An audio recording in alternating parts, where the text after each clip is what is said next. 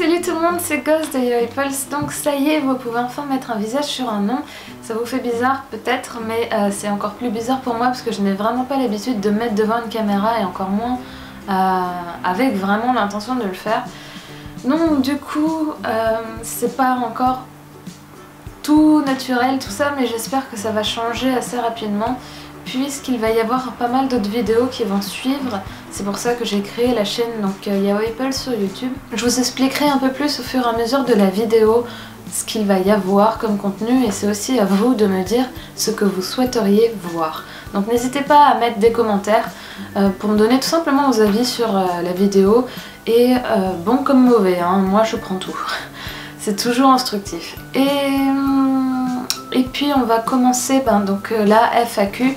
Je suis vraiment désolée pour le retard. En fait, je voulais la faire dans un parc. Il y a un parc typique japonais à Tokyo qui est vraiment magnifique et je voulais absolument avoir ce décor pour faire cette première vidéo.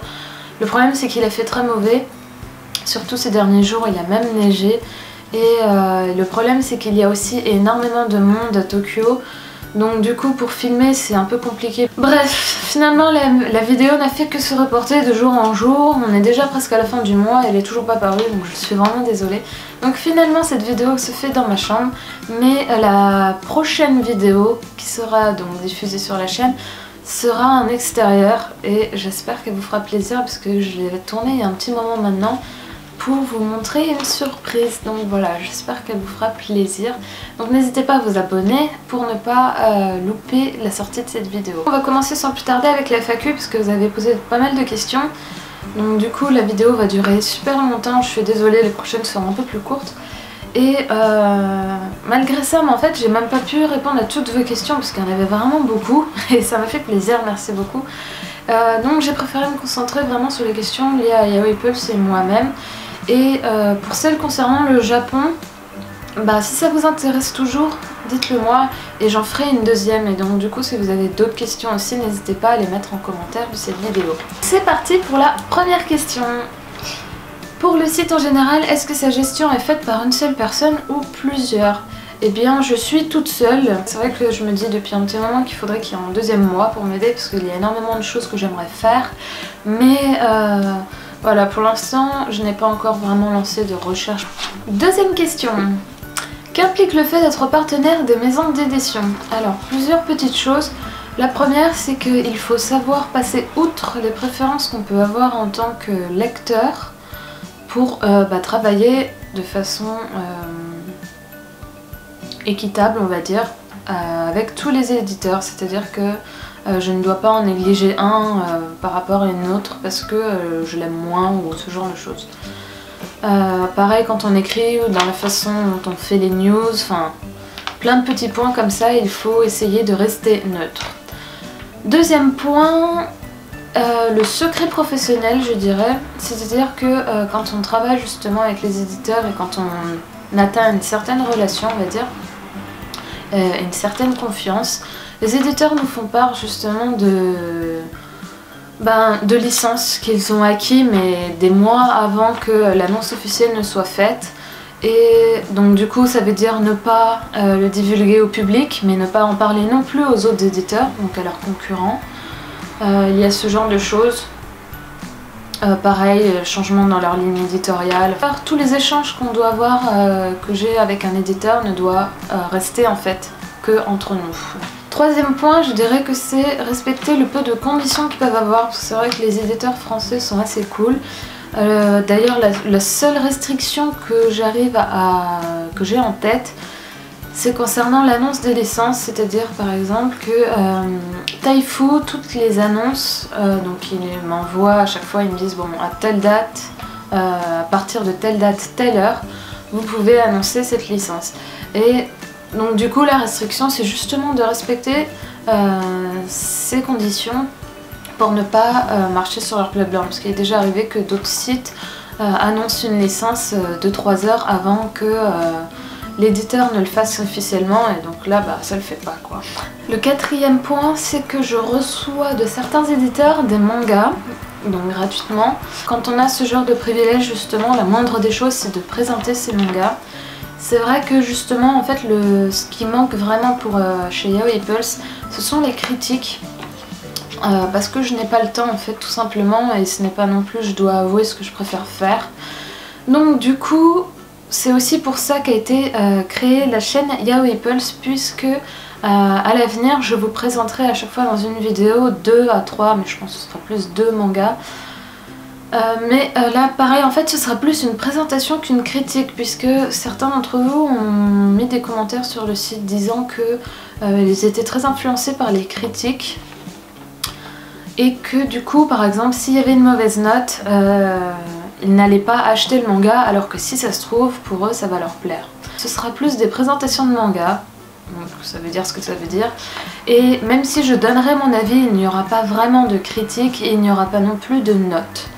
Donc voilà, comme ça, vous pourrez chacun vous faire votre propre avis. Troisième question.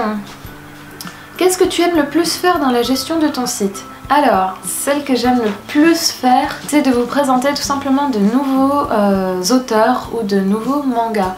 Donc les chroniques Jap Manga et les dossiers découvertes manga. Parce que j'adore en fait justement faire découvrir à d'autres personnes des œuvres qui sont juste sublimes, enfin les petites perles rares qu'on peut trouver. Parce que c'est vrai qu'il y a énormément de manga boys love finalement au Japon. Et il y en a beaucoup, peut-être un peu trop, qui ne valent pas spécialement le coup. Donc c'est pas facile de trouver en tant que lecteur, mais aussi pour les éditeurs, le titre qui fera vraiment accrocher. Voilà, moi ce que j'aime bien c'est ça, c'est vous présenter toutes les petites perles que je peux trouver. J'ai déjà une grande liste d'autres auteurs à vous faire découvrir. Malheureusement j'ai pas le temps, mais si je pouvais faire vraiment que ça sur mon site. Quatrième question. Retrouves-tu souvent ton avis dans nos réponses à tes sondages? Alors, oui et non. Tout simplement, je dirais qu'il y a 50% des gens qui répondent exactement ou à peu près comme moi.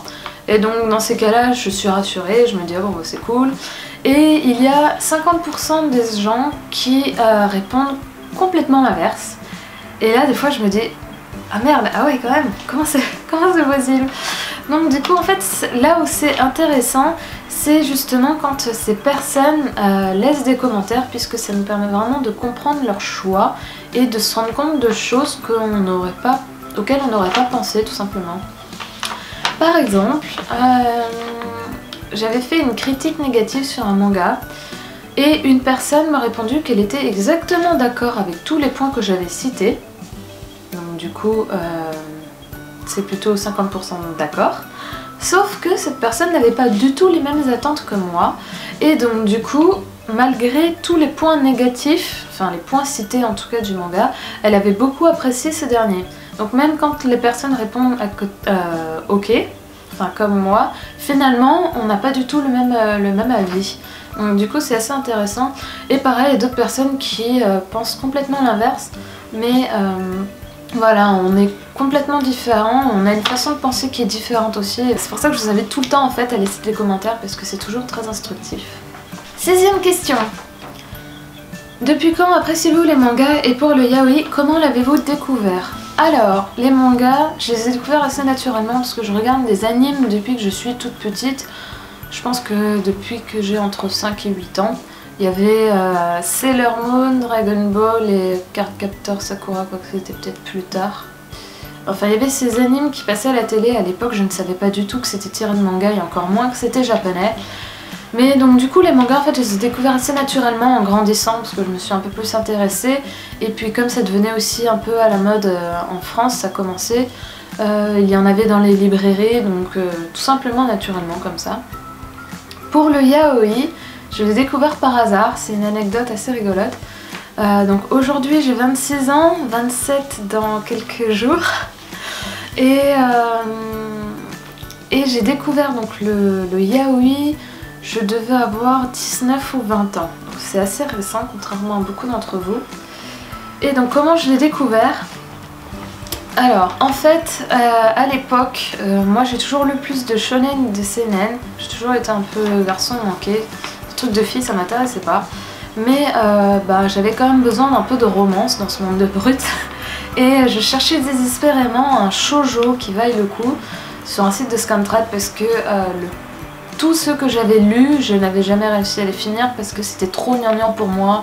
C'était toujours le même genre de personnage, toujours les mêmes histoires, enfin ça me saoulait. Et donc du coup je cherchais inlassablement sur un site de Scantrad un shoujo qui vaille le coup. Et je suis tombée sur un qui avait des graphismes complètement différents. Enfin même surprenant pour l'époque en tout cas, puisque je n'avais pas encore l'habitude du genre shoujo et encore moins du genre boys love. Et donc du coup je me suis dit bon ben c'est parti, on va voir ce que ça donne. Donc je commence à lire. Je ne suis pas du tout surprise par le fait que le personnage principal soit un garçon, puisque justement je n'avais pas vraiment l'habitude des shoujo, donc pour moi un garçon en personnage principal c'était normal. Et je n'étais pas non plus surprise par le fait que l'histoire commence en disant qu'il est amoureux d'un autre homme. Parce que je ne savais pas du tout que le genre boys love existait. Pour vous dire, quand j'allais à la Japan Expo, je n'avais jamais remarqué qu'il y avait le gros stand Taifu à l'entrée de la convention. Je pense que mon cerveau zappait directement.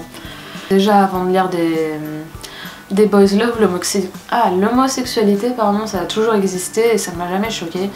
Donc pour moi c'était assez normal, je me suis dit qu'après il allait tomber amoureux d'une fille ou j'en sais rien. Bref, donc je continue la lecture jusqu'au moment où on arrive à la scène fatidique dans le lit. Et là je me suis dit... En fait je me souviens mais tellement bien de ma réaction, c'est comme si c'était hier. Je me suis arrêtée, je me suis redressée sur mon fauteuil comme ça et je me suis dit... Mais merde, qu'est-ce qui se passe? Et là je me suis demandé, mais qu'est-ce que je fais? Est-ce que je continue? Parce que c'est quand même très bizarre. Ou est-ce que j'arrête? Parce que c'est quand même très bizarre. Et en fait je m'attendais tellement pas. Et donc finalement je me suis dit c'est con parce que j'adore les graphismes et l'histoire jusque là elle est quand même super bien. Donc c'est dommage d'arrêter là. Je me suis dit bon bah puisque t'as commencé, autant terminer. Donc du coup j'ai terminé ce manga. Et j'ai tellement adoré que bah, finalement après j'ai complètement laissé tomber les shoujo et puis bah, je suis passée directement au boys love. Donc ce titre c'était Yume Musubi Koi Musubi de Yaya Sakuragi pardon. C'est pour ça que ça avait fait l'objet de ma première chronique Jap Manga. Et en fait oui, donc quand je me suis rendu compte que j'étais en train de lire un boys love, même si je ne connaissais pas le terme à l'époque, je suis retournée sur cette fiche de manga sur le site de Scantrad et il était bien dans la catégorie shoujo, alors que comme vous le savez tous, ce n'est pas du tout un shoujo et il n'y avait absolument pas de mention yaoi, shonenai, boys love ou non, aucun de ça. Donc tout ça pour dire, comme j'avais une conversation avec Allo Mori je crois, il y a énormément de sites finalement qui mettent shoujo, qui estampillent shoujo un peu partout, alors que ce n'en est pas du tout. Je pense notamment au dernier titre d'Ikeribun qui a été annoncé par Taifu, puisqu'il a été estampillé shoujo, alors que ce n'en est pas un. En tout cas, c'est sûr que ce n'est pas un boys love, mais le peu que j'ai pu voir sur ce manga, il n'y a même pas de rôle féminin dans l'histoire, donc laissez tomber la mention shoujo, voilà. Question suivante. Numéro 6. Quels sont tes auteurs préférés?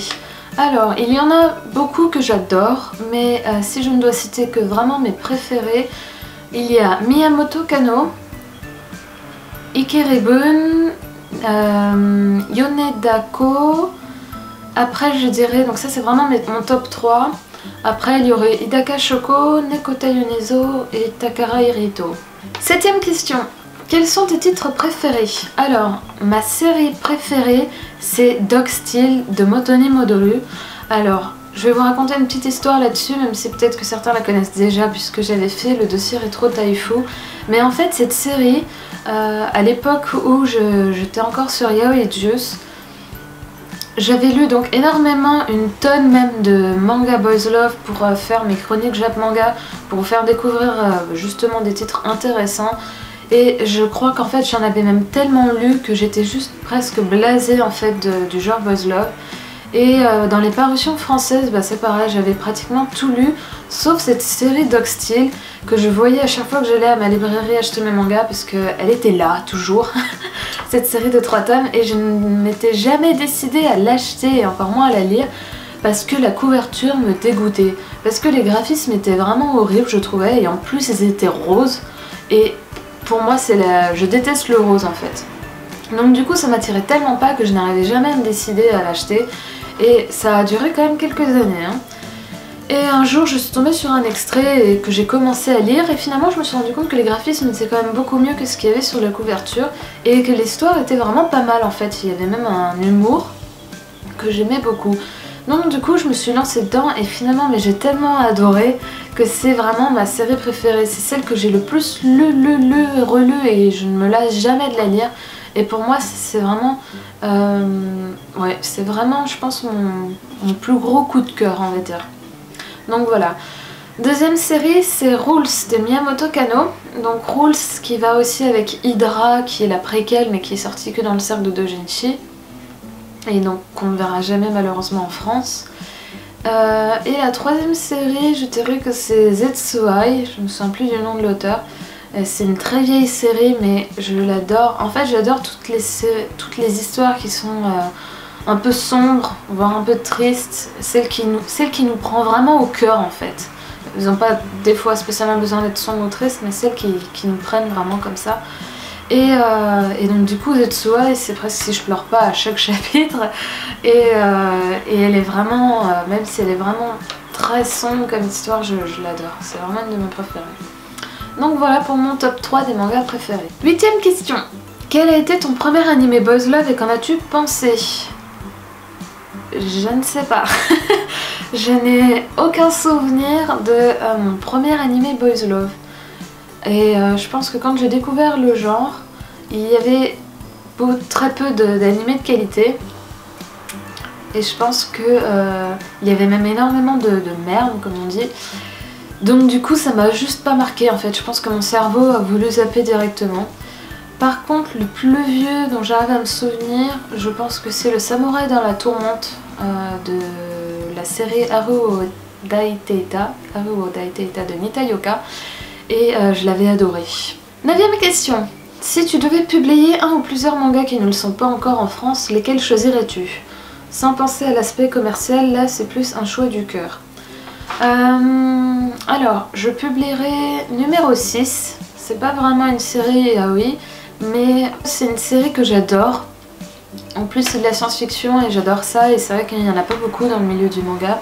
Et j'avais vraiment adoré. L'anime a pourtant super bien fonctionné, donc je comprends pas que ça ne soit pas encore publié en France. Ça avait même été publié en roman, même si ça n'a jamais été fini, c'est dommage. Mais en tout cas, c'est vraiment une série que j'adore et que j'aimerais bien voir en France. Après il y a la série Canis de Zach, ça c'est vraiment mon dernier gros coup de cœur et j'adore vraiment trop cette série. C'est pour ça que c'est... Donc si vous ne savez pas encore ce que c'est, je vous invite à lire ma chronique Jap Manga numéro 44 je crois, la dernière qui est sortie. Vous pouvez considérer que tous les mangas et tous les auteurs que j'ai présentés, que ce soit dans les chroniques Jap Manga ou dans les dossiers découvertes manga, ce ne sont que des titres que je recommande et dont j'aimerais la publication en France. C'est un moyen pour vous pour vous faire découvrir de nouveaux titres et c'est aussi un moyen de dire aux éditeurs « Eh oh, je me suis là !» 10ème question. Quel budget consacrez-vous à vos achats? Donc je suppose de manga. Depuis que je suis partenaire des maisons d'édition, je pense que je dépense environ 150 € par mois. Mais depuis que je suis au Japon, je dépense nada, zéro. Parce que si je commence, c'est fini. Là, je n'ai plus d'argent pour vivre. Parce qu'il y a une tonne de mangas que j'aimerais acheter. Donc non seulement je n'aurai plus d'argent pour vivre, mais en plus j'aurai 50 valises à acheter pour pouvoir tout ramener. Donc les seules choses que j'achète, ce sont des dojins et les artbooks. J'en ai pas mal à vous présenter. D'ailleurs, je pense le faire en vidéo, mais dites-moi si ça vous intéresse ou pas. 11ème question. Si tu avais organisé la prochaine Japanospo, quel auteur inviterais-tu? J'inviterais sans hésitation Miyamoto Kanno, puisque c'est donc mon auteur préféré. Et je sais qu'elle ne pourra jamais venir en France, tout simplement parce qu'elle n'a pas un public assez large pour, on va dire, valoir le coup à un éditeur de l'inviter. Je pensais qu'en venant au Japon, j'aurais la chance de la rencontrer en allant à la J-Garden ou au Comiket, puisqu'elle y avait été les années précédentes. Et comme par hasard, cette année, elle y était pas. Donc je suis un peu déçue, j'espère que ça va changer d'ici mon retour en France. Deuxième question, y a-t-il des auteurs et ou des histoires à succès pour lesquelles tu n'arrives pas à comprendre une telle réussite? Alors, il n'y en a pas beaucoup, il n'y en a vraiment pas beaucoup, mais il y a une auteure et une série pour lesquelles je ne comprends vraiment pas. La première, on va commencer par l'auteur. C'est une auteure très controversée. C'est Chitose Piyoko. Donc je sais que vous m'avez posé la question, donc je vais être franche. Je risque de me faire détester par beaucoup d'entre vous après cette vidéo, mais je sais qu'il y a aussi énormément de personnes qui pensent comme moi. Donc voilà, je ne fais que répondre de toute façon à votre question. Chitose Piyoko, je la déteste, mais je crois que pour moi, je ne la considère même pas comme une auteure de manga, tellement c'est moche et tout ce qu'elle fait n'a absolument aucun sens et aucune valeur. C'est peut-être un peu fort, mais pour moi, Chitose Piyoko, graphiquement, c'est juste des triangles et des cubes qui s'emboîtent pendant tout le manga. Mais littéralement, ces graphismes sont vraiment horribles. Et au niveau des histoires, ben, c'est que du porno dans sa plus mauvaise image en fait. Il n'y a aucun scénario, c'est les pires clichés qui sont regroupés dans des cubes et des triangles qui s'emboîtent. Bref, que ce soit au niveau des graphismes ou de l'histoire, qui de toute façon n'existe pas, ces mangas n'ont aucune valeur. Et je ne comprends pas qu'une auteure comme ça ait pu publier, il doit y avoir bien une dizaine de titres quand même en France, alors qu'il y a une tonne d'autres mangas qui ont un talent indéniable, que ce soit dans le graphisme ou dans l'écriture, et qui soient toujours pas publiés en France. Ça, c'est vraiment un truc que je ne comprends pas. Donc voilà pour Chitose Piyoko, pour mon auteur que je déteste. Pour celle pour le manga, la série manga, c'est Nomone. Je me souviens plus du titre de l'auteur, du nom de l'auteur, pardon. Mais Nomone, je n'y arrive vraiment pas. J'ai vu l'anime, j'ai lu les séries manga, mais je n'ai jamais réussi à la comprendre et à l'aimer. Déjà, j'accroche pas du tout au graphisme, et il y a vraiment un gros problème dans les proportions. C'est incroyable. Le Uke, on dirait qu'il a 10 ans, il a un corps de gamine, et son buste fait la taille de la main du sémé, quoi. Il n'existe pas ce genre de personne. Et l'histoire, même si j'aime les histoires sombres, là c'est juste trop et ça n'a aucun sens. Pendant la moitié du début de la série, le mec il se fait que violer, tout le temps en train de chialer, en même temps je le comprends, le pauvre. Mais et puis on dirait clairement qu'il a 10 ans, le mec, quoi. Enfin sérieux. Alors je suis une grande fan de Super Lovers. Et avec l'anime qui arrive, j'ai vu des commentaires, ah mais il fait super jeune. Forcément on le suit depuis qu'il est jeune, mais quand il commence à y avoir des scènes un peu sexuelles, il est quand même déjà au lycée. Donc bon. Et il fait quand même vachement plus vieux que le mec de Nomone. Donc j'espère que les personnes qui ont critiqué Super Lovers ne sont pas des fans de Nomone, parce que sinon je vous comprends vraiment pas. Dites-moi, je serais vraiment curieuse de savoir s'il y en a d'autres personnes qui pensent comme moi, surtout par rapport à Nomone, parce que je sais que pour Chitose Piyoko c'est le cas. Mais voilà, que vous soyez pour ou contre mon avis, surtout parlons-en, parce que c'est toujours intéressant. Bon, 13e question. Inversement, y a-t-il des auteurs non publiés ou peu commercialisés pour lesquels tu ne comprends pas ce nombre de publications ou d'acheteurs? Alors, je vais revenir avec Miyamoto Kanno, puisque bon, moi je l'adore, donc forcément je trouve ça dommage.